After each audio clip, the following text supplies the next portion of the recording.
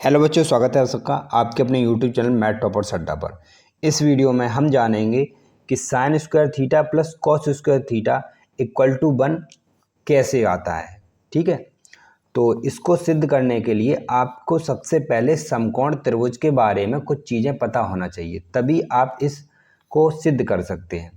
तो देखिए, यहाँ पे मैंने ए बी सी एक समकोण त्रिभुज लिया है। समकोण त्रिभुज को आपको पता है कि एक कोण 90 डिग्री का होता है, वही आपका समकोण त्रिभुज होता है। तो यहाँ पे जो कोण बी है वो 90 डिग्री का है।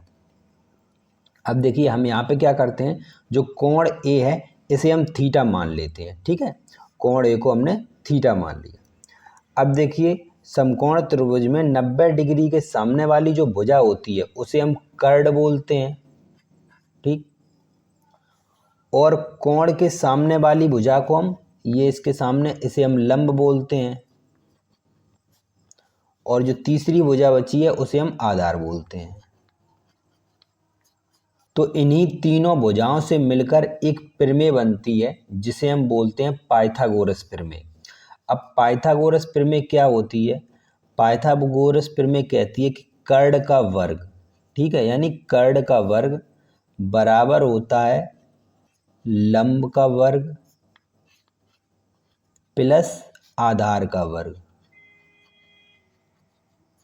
ये पाइथागोरस प्रमेय हमारी कहती है कि कर्ण का वर्ग बराबर होता है लंब का वर्ग प्लस आधार के वर्ग के योगफल के बराबर होता है।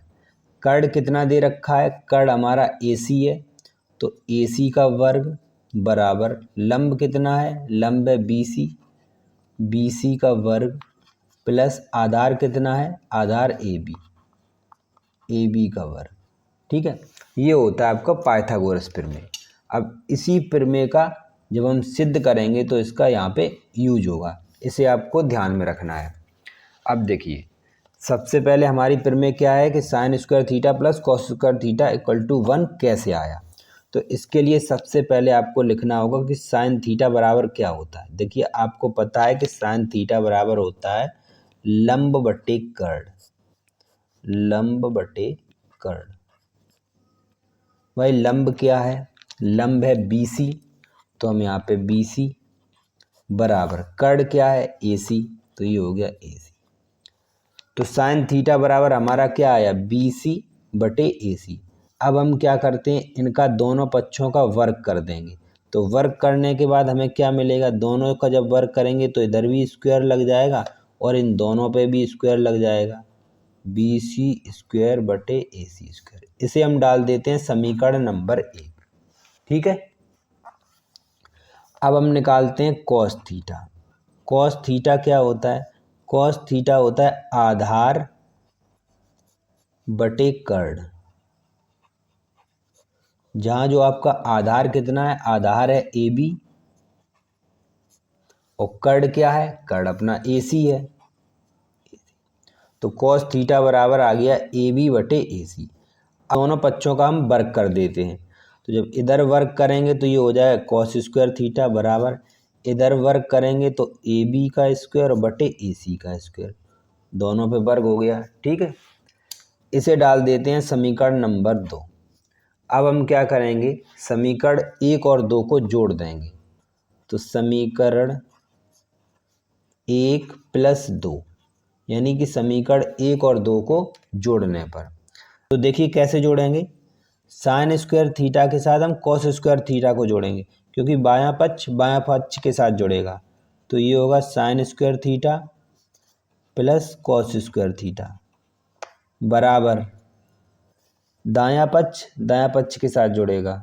ये होगा BC स्क्वायर बटे AC स्क्वायर और प्लस ये AB स्क्वायर बटे AC स्क्वायर। ठीक है, अब यहाँ पे देखिए, ये होगा आपका sign square theta plus cos square theta बराबर, देखिए दोनों बेस सेम है, यानी कि आधार एक जैसे हैं, तो ये LCM आ जाएगा AC स्क्वायर। ऊपर आपके पास क्या बचेगा? BC का स्क्वायर प्लस AB का स्क्वायर।